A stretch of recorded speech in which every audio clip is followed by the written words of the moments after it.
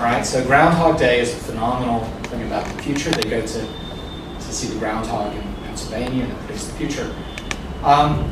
So with the future, the very first thing I think you have to do is figure out what the timeline is of the future.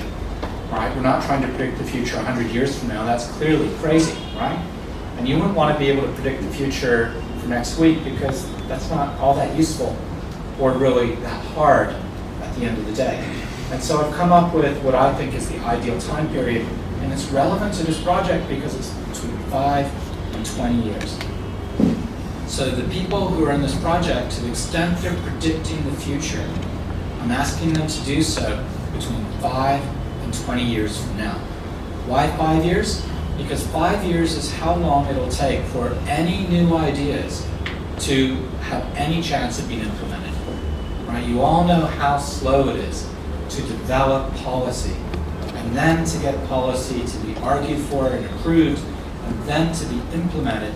5 years is the shortest period of time. Why do I limit to 20 years? Because 20 years, in my estimation, is the average working life of a policymaker. Right? If the average age, if policymakers are between 25 and 65 years old, the average age is 45, that means they've got 20 years of work in them. That's as far as their policy is going to go. So, and even then 20 years is a little far out. All right, so then I actually came up with, if you're going to engage in predictions, there's 3 things you need to do. The very first thing is you need to find the simple questions, the simple binary choices, the forks in the road. All right, will the WTO appellate body have its members reappointed or not? It's very simple, yes or no. And if not, what then? Okay. Will the United States be a leader in the WTO in 10 years? Yes or no? Very simple questions. If you can identify the questions, you can begin to start to figure out what are the possibilities of the future, right, in very simple terms. And the next one is identify the big questions. What are the big questions for the field? Right? And if you can start to identify those questions, then you know that down the road, those questions will either be answered or examined, or they will not be answered and will continue not to know what to do. So, for example, a big question could be, should trade remedies be in multilateral trade agreements? Right? Should services and goods continue to be separately managed? Those are some pretty complex questions. But if you can identify what are the big, the 10, the 20 big questions for trade, you can start to identify maybe where the future will lie with those. Right? And in some respects, the questions are like the first one. The first one are questions, but they're simple binary questions, this way or that way. The second one are the more complex questions. And the third are, what are the forces and pressures that will be applied to make the decision of which fork you take, or of how a question is treated? What will be the forces? Will the forces be countries? Will they be ideologies? Will they be private parties like companies? And if you can identify the forces and how they'll operate and when they'll operate and whether they'll grow and get weak, because all the forces that impact our field, they go up and down like sine waves, right? Sometimes companies have power. Right now, I don't think companies have much power at all. Right? Back when I started in this field in the early 1990s, everyone assumed that the companies controlled everything. Right? It was big pharma, pharmaceuticals, that made the United States push for TRIPS and force TRIPS to happen. But look at the power of companies today in the United States. They have almost no power with the Trump administration, right? In fact, it's going exactly opposite to that. So all the different pressures the forces go up and down. If you can identify what the forces are and you can start to figure out how they might operate on these questions and when they might, you can start to predict the future as well. All right, the last thing I want to talk about from the project are some of the insights and issues and questions. and I divided it into two lots, Utopian and Dystopian. Deal with goods and services as they really are, which is often a mix. We all know that in today's high-tech world, that goods are often ways of selling services. And services are often ways of selling goods, and they're tied together. And so even the sophisticated four-mode approach for services, as wonderful as that is, fails to capture the modern reality of services. And similarly, the WTO, rather, when did it come into being? 1995. When was it basically finished to negotiate? 1992, 1993, 1991, right? Pre-World Wide Web, let alone everything else. No smartphones back then. The WTO does not reflect today's technologies. So a new institution could do so. You notice I throw trade remedies in there. You can already tell maybe I'm not a fan of having trade remedies. Imagine if the WTO, if the GATT, if we never had to deal with all those dumping cases. I reckon the United States would not be trying to destroy the WTO at the moment. I think that's what pushed them over the edge, was the consistent losses and zeroing, even though I think they deserve to lose on it. It doesn't matter. Being told you're wrong again and again and again finally pushed them over the edge, I think, into a world where they'd rather not have rule of law, managed rule system, and they'd rather have power-based system. So trade remedies, maybe we better not include them. Plus, they're often just protectionist anyways, right? The structural infirmities, imagine if we had an institution where we actually had a legislative body that actually worked, right? The WTO's one certainly doesn't. So there's some positive things. Resetting the RTA relationship with the multilateral. All of you who work in the RTA world know that you can almost do anything you want in the RTA space because Article 24 is toothless, right? You can do anything. The Committee on RTAs really never did anything. So all that promise went nowhere in packaging. And maybe here's an example where the US was right back in 1946, 1947, when they said no to an Article 24, and were finally persuaded to agree to it. And the theoretical bases, Wei Huan Zhu, who wrote a phenomenal paper with book with James,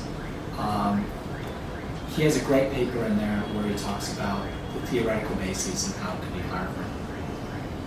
So on the dystopian side, there's two types of papers in there. There's ones that show how will we manage in a post-WTO world. And not surprisingly, there's been an awful lot of papers looking at the investment world, because the investment world exists. It's rather robust. It's doing reasonably well. All right, we have criticisms, there's concerns, there's issues, but it does not have a multilateral agreement in place. Right? 1997, I think it was, the multilateral agreement on investment failed. Okay, we haven't really got any, and it seems to be fine. So maybe that's an example for trade. It's funny because investment's actually been looking at the trade world for ideas for what it should do, but actually maybe it should be the other way around.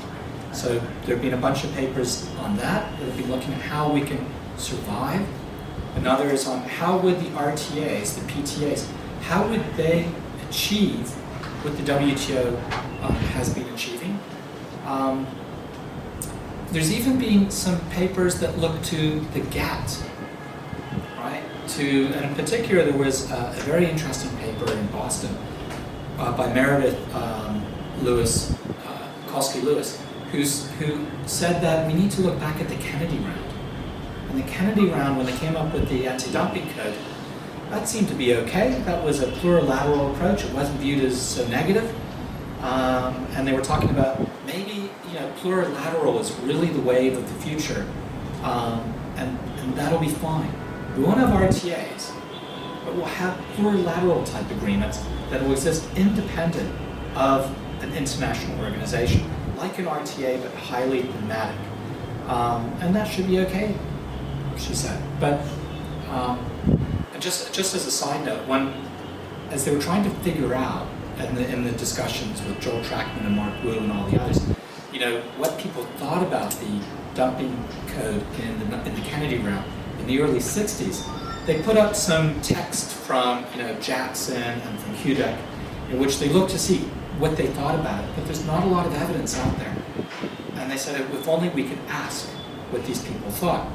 To which I then said, well, actually, this was in Boston. I said, the next day I'm going to be seeing one of the Kennedy negotiators, who was my uncle, who negotiated in the Kennedy round.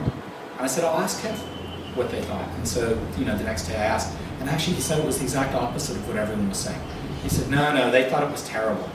They weren't in favor of plurilateral at all. They thought it should be multilateral, but it was all they could do. And in order to get the deal done, that's what they did.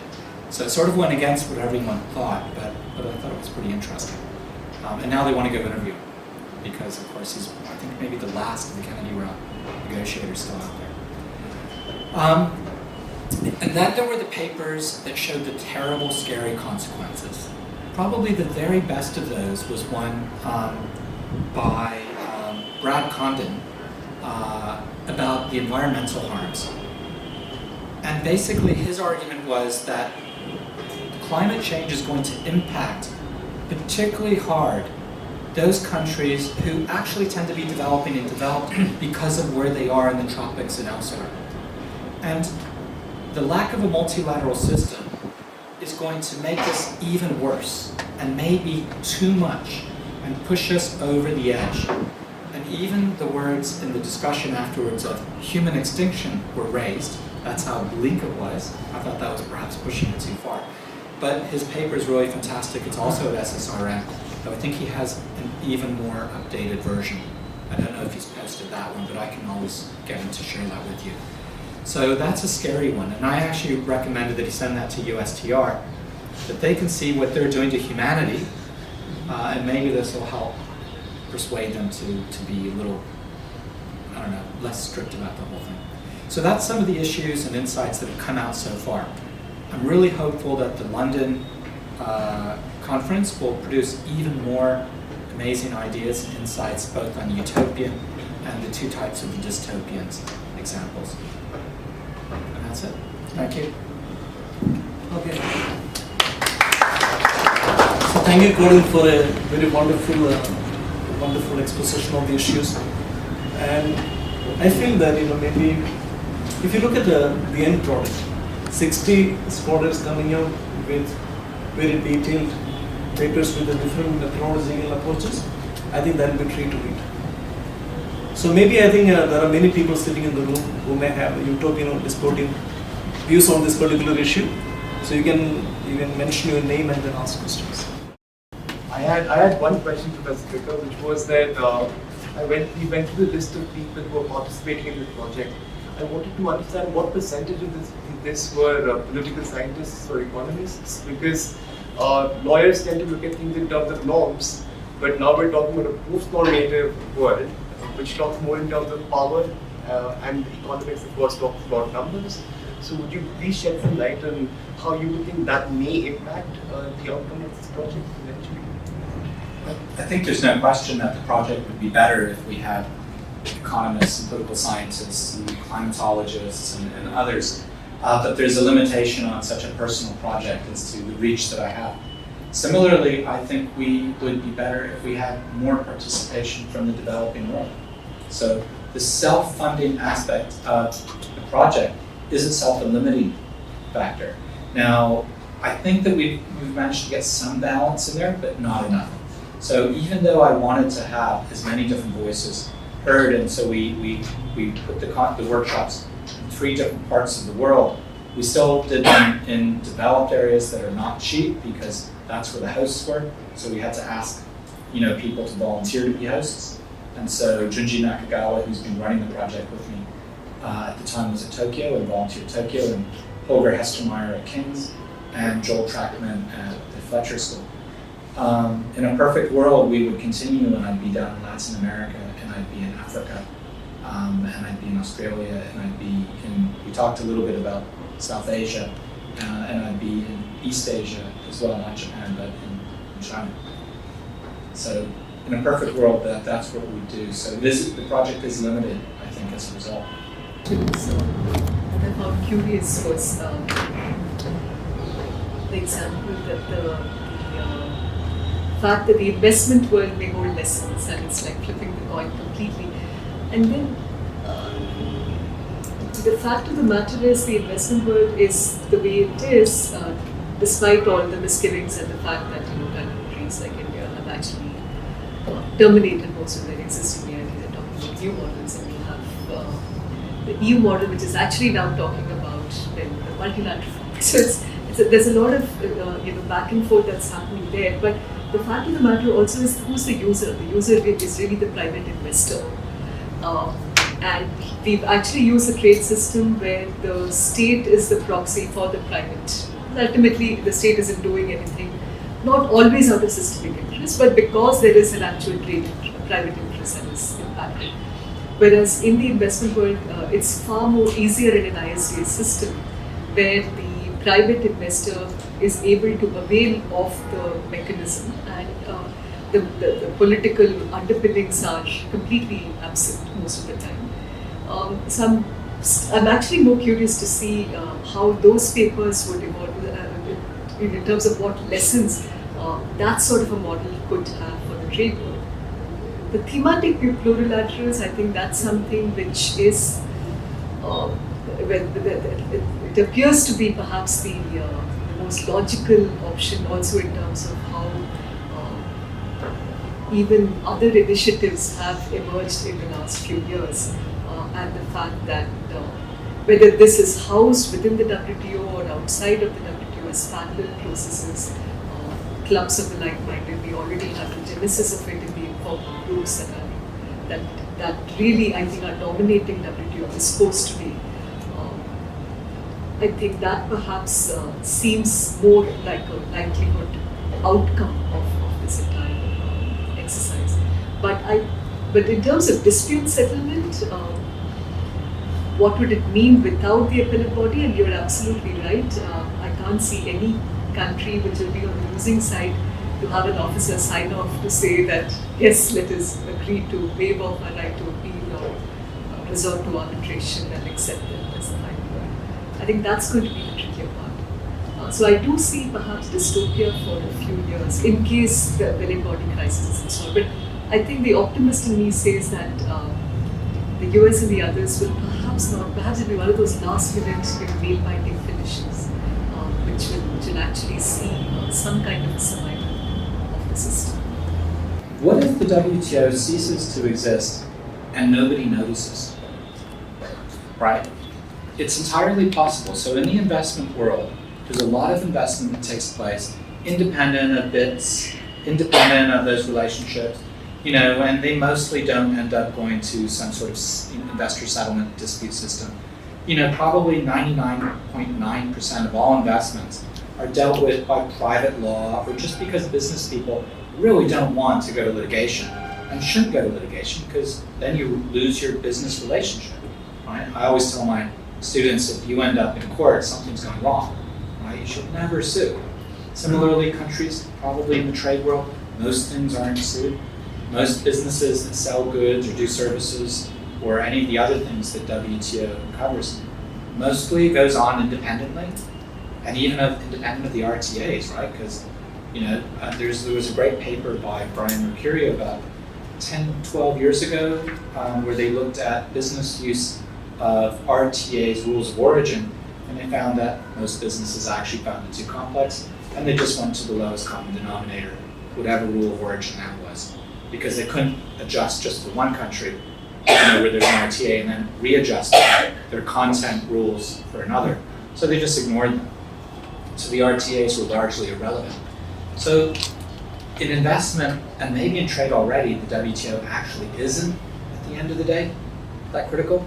And then if we talk about the disputes at the WTO, any dispute that was truly political, the WTO dispute settlement didn't really resolve it. If we think about beef hormones, for example, right? That had to be negotiated separately. And even then, the Europeans never really relaxed their restriction, right? It was just a deal for American and Canadian beef exporters to get some stuff in there, right? So the deeply political stuff wasn't really resolved. It was just other things. Perhaps one could characterize them as perhaps less critical. I'm sure I'm being unfair to the WTO's dispute settlement system, but despite many of us for years saying how amazing it was, it's the most vibrant of all the international organizations, maybe it was all smoke and mirrors anyways, and we won't actually notice when it's gone. Maybe, I don't know. I mean, that's an optimistic view of the dystopian world that we may be entering.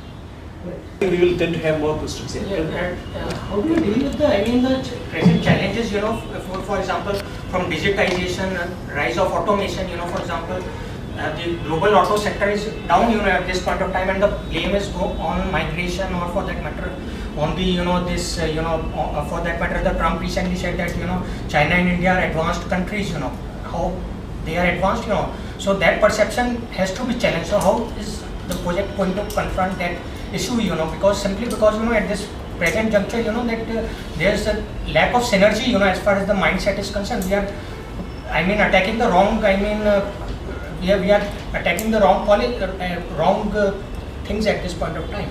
Because, for example, the blame is on the trade war, and currencies and all, at this point of time, while the America is much more consumerist at this, consumer driven, so how is the project going to be addressing these issues, because the e-commerce, digitization and technology, automation, these are the things that are causing a lot of inequality and, a lot of discontent, not the, basically the trade issue as such. So, I'm not sure the project will be confronting those things directly, but those are all, of course, in the background, and in particular to the extent they're being used to drive, some of the attacks on the multilateral system, justifiably sometimes, of course. And so, would a post-WTO world be better at dealing with those? It may. Some might argue it would. Some might argue it may not. I don't know the answer to that because I'm not sure. I don't know. Thank you for the presentation, especially the points on the methodological approaches, because that's not something I think you ordinarily think about unless it's pointed out. So I had maybe one clarification and one factor that could be a fork in the road perhaps, and I want to know how that factor has played out in the conferences. So just first the clarification. I think during the discussion you said that, or some of the presenters said how the demise of the WTO would lead to more environmental degradation, and at least from the limited viewpoints of working on disputes and looking at how the trade regime has interacted with environment protection policies, they have seemed to be at odds with each other. And so perhaps in a post-WTO world, governments would have more room to encourage local manufacturing of solar cells, to having more protectionist policies, which are at least oriented towards environmental norms. So at a preliminary level, it just seems to me that a post-WTO world may offer a better regulatory environment to having green policies. I just wanted to know how that discussion played out in the conference. And secondly, with respect to fork in the road, I think one big fork in the road and the one big question is whether the post-WTO regime would line up with the great powers that are there today geopolitically, because most political scientists and foreign policy theorists say that we are no longer in the world of one benevolent hegemon, the US. We are now in a multipolar world with China on one side and US on the other. So does that lead to a system where the institutions would also be lined around these powers, such as the Belt and Road Organization spawning its own rules, and maybe the US? So that was just a thought about one fork in the road, but just I wanted a clarification on the environmental challenges. Yeah, I think I would probably disagree with you on how the WTO has interacted with environmental regulations. I think there have been some major cases which suggest that environmental regulations can survive the challenge. I think also in the investment world we've seen that as well. So I tend not to view that as big of an issue. I think that's more political and used as a way to attack multilateral approaches. And I think a lot of the participants were of that view, but that could reflect that the participants aren't sufficiently diverse, right, as may already have been suggested. So I do think that you should take a look at Brad Condon's paper, and you'll see it's a very nuanced, I think it's a very powerful, very persuasive paper about the ways in which the lack of a multilateral world is going to specifically hurt developing, these developed countries in a way that is really going to accentuate environmental damage. So it takes a very different approach to what you're suggesting, which is post-WTO, you can buy local, which I actually don't, I'm not sure that's always good environmentally, because the most efficient, at least environmentally, may be through other mechanisms. I don't know. And then the other point that you mentioned, the second one, what was it again? About how the post-WTO world would shape itself in a yes, the multipolar geopolitical. world. I think it was a very narrow period of time when it wasn't multiple powers. And that narrow period, by the way, coincided with the birth of the WTO. So I think the WTO reflects a really unusual time in history, and I think that's part of its problem. Is it wasn't designed for a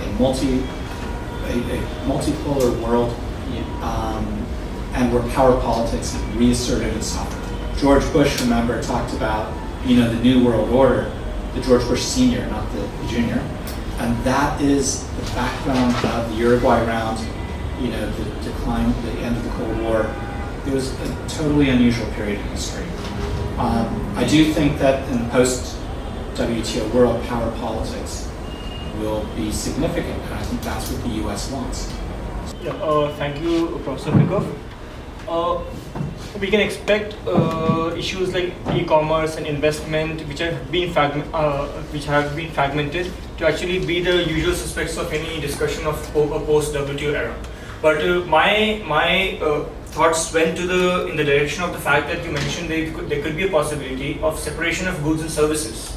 Now you mentioned that goods depend on services when it comes to maybe marketing and other trade-related aspects, and vice versa. But my thought goes to the fact that WTO has been the multilateralism of WTO writes the fact that it's a single undertaking. Has there been any sort of discussion in the previous conferences where countries could maybe opt out of GATT but continue to follow multilateralism in GATTs? Likewise, maybe the other way around. Maybe that way there could be a kind of a pseudo multilateralism, or these agreements might not be under the umbrella of Marrakesh Agreement as a single undertaking. Have there been any discussions on those lines? Yeah, I think the discussions of going a plurilateral route, and Meredith Lewis's paper starts going that direction. Now I have to say these papers are short concept papers that will be more fully fleshed out for whatever the final publication is. So if you go to the papers, you're just going to get a short, typically 6 to 10 page paper, some better than others, as I've already said. So take a look at Meredith Lewis's and at Xinyi Peng from Tokyo. She's from Taiwan, but the Tokyo paper, where she talks about the goods and services. Now Andrew Mitchell and Tanya Voon, their paper that they presented at Tokyo talks about digital trade in a post-WTO world. I didn't mention that earlier, but it's also definitely worth looking at that particular paper as well. So I'll let those papers speak for themselves, but they're also early days. The idea was we workshop those papers, and those papers will develop further. I noticed that a lot of the utopian possibilities all seem to be hinged on the idea that there will survive some form of an institution, either the WTO or an equivalent institution which sort of provides a platform for both legislative scope and or dispute settlement. But so I'm curious, because it seems to me the reality is likely that it's the institution that all countries seem to have a problem with, but they're all still willing to engage with each other on trade because they need the treaties and the negotiations with each other, right? So has anyone seen a positive to a world where there isn't a single institution like the WTO, but it still continues to be a fragmented world where people do want to engage in trade negotiations with each other? Yeah, that definitely I'd say the Utopians, because they're Utopians, right? are thinking about, international trade organization that does all the things we wish the WTO did, and where people got along and it was just wonderful. It's very utopianistic, so you're absolutely right about that. And in the discussion earlier today, I think you even suggested, well, maybe it could actually all be really okay if the WTO is not there. Maybe there'd be less fighting because the WTO wouldn't be there, right when to focus, and we just get on with business as usual. We trade and we do all those things. And we wouldn't have the WTO as a lightning rod for disputes and for anti-globalization people focus on. So maybe it could be that we would have a wonderful world without it. No one has written on it yet, but I think it's a great idea. So, as people ask me for ideas, I'll suggest that. The reason behind the delegitimization of the entire liberal international structure in the conferences. I mean, this is one of the famous remarks which my professor used to make was, it is WTO where the left and the right meet. So, what has been the reason as per you, or whether there has been any discussion? Because on a general level, there has been a dilution and there has been a delegitimization of the entire concept. We've had at different periods populist movements that seem to suggest that, but I'm not sure that states have truly moved away from what you could describe as a neoliberal approach towards international economic relations. So I don't know. I think there's other things going on here that will account for the attacks on the WTO. And I don't know that it's a disenchantment with the fundamental ideas. I don't know. I'm a little suspicious that it is not. Now, Wei-Huan Zhu's paper does delve into some of the theoretical backgrounds there, and I think he's going to be developing it further along some of the lines that you're mentioning. Heng Wang, who's going to be presenting in London, is going to be talking about the One Belt, One Road, right, which is supposedly a different approach, though I actually don't. To me, One Belt, One Road just looks like neo-colonialism. So I think it's actually more traditional, more classical than what we currently have. So I don't know, is the short answer. And I don't know that I agree that there has been a true disenchantment with it. I see other factors at play. But I could be wrong, and you could be right on that. Certainly it's talked about a lot. And maybe that means it's right. So I don't know. I recently read an opinion piece by one of the economists in University of Chicago, So he published an opinion piece yesterday, and he ended with a dystopian thought, where he says that like the last time it was depression, World War, and a major superpower, which led the world to actually come to sense. Do you think it will be the same in this case as well? It's entirely dystopian, but then. Yeah, I'm not sure that the Second World War brought everyone to their senses. I know that Bretton Woods certainly was intended to reverse some of the, particularly the exchange rate issues of the 1930s, and also to save the pound. The ITO, which was designed to deal with all the trade nationalism, failed, as we all know, by the US refusing, and I think the others would also. So. But I do think that the Tariff Act of 1930, Holly, I think that the US behavior right now to the WTO appellate body, I think the parallel with the 1930 Tariff Act is similar in many ways and reflects many things. So I think there is something there to compare and to look. I don't know how much it has to do with the rest of the Great Depression now, but it's worth, I love studying the Great Depression. There's so much for us to learn in there. Yeah. Thank you so much for taking the time out and being a part of this session today. I think a conversation like this is instrumental in informing what the next 20 years of the WTO and our careers are going to look like. So I think it's essential we engage in this conversation. A special thanks to Professor Picker. Thank you for taking the time out to address us. I think you've given all of us a lot of food for thought. And you've also given us an insight into how the rest of the world and international economic law practitioners and scholars around the world are thinking about these issues. And I think this initiative has been very helpful in that regard. A special thanks to all of you for being here, for Professor James, for giving us the support and guidance to host this event. And I would also like to thank CTIL and the team at SAIELN for helping us and supporting us in organizing this event. I hope to see you all at more such events. I think that conversations like these are essential to keeping alive what should hopefully be a more utopian future for the WTO. Can you take a short